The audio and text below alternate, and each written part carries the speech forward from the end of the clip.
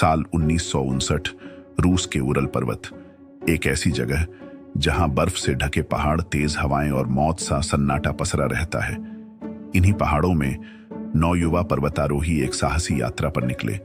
वे हंसते खेलते अपने टेंट लगाए, गाने गाए और तस्वीरों में अपनी मुस्कुराहट हमेशा के लिए कैद कर दी।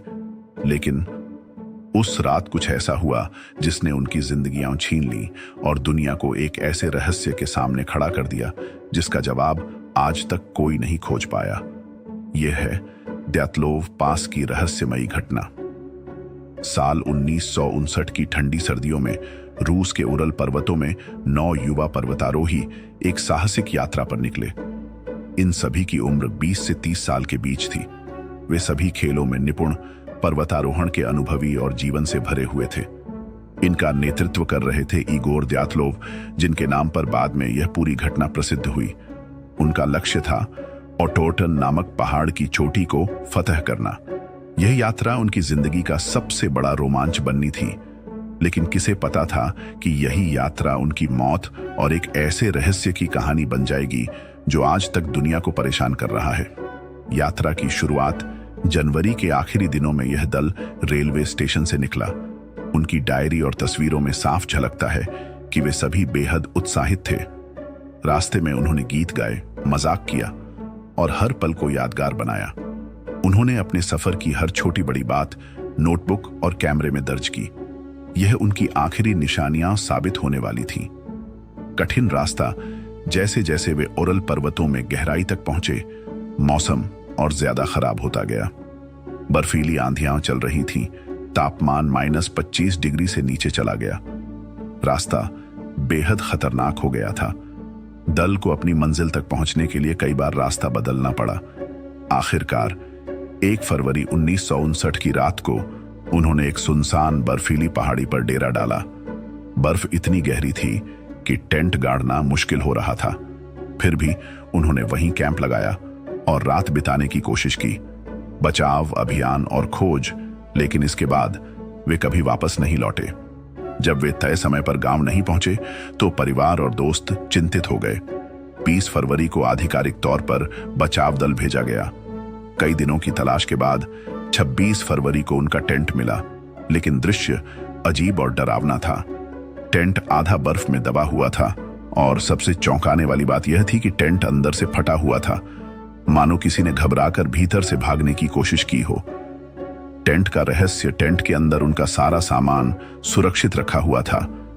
जूते, जैकेट, खाना, सब कुछ जस का तस पड़ा था। लेकिन दल के सदस्य कहीं नजर नहीं आ रहे थे।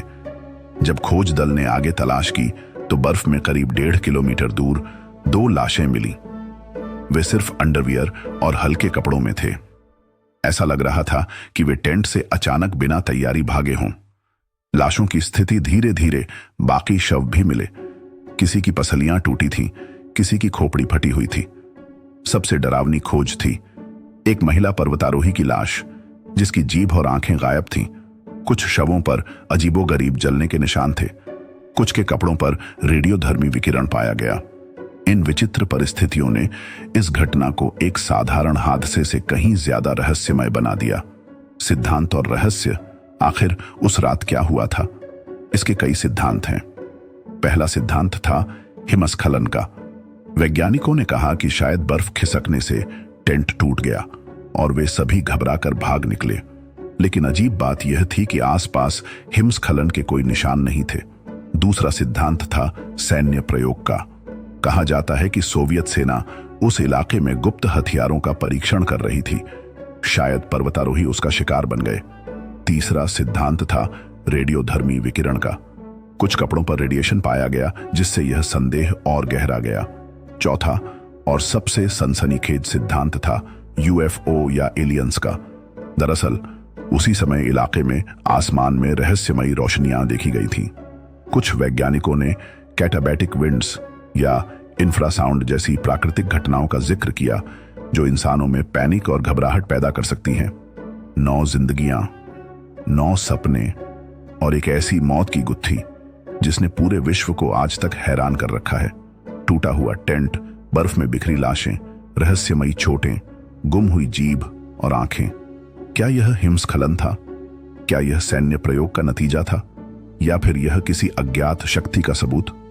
आज द्याथलोव पास पर एक स्मारक खड़ा है जो उन पर्वतारोहियों की आखिरी याद को संजोए हुए है, लेकिन उस रात की सच्चाई शायद हमेशा बर्फ की तहों में दबी रहेगी। दोस्तों, अगर आपको यह रहस्यमयी कहानी पसंद आई हो तो वीडियो को लाइक कीजिए, चैनल को सब्सक्राइब कीजिए और कमेंट में बताइए आपकी नजर में उस रात असल में क्या हुआ था।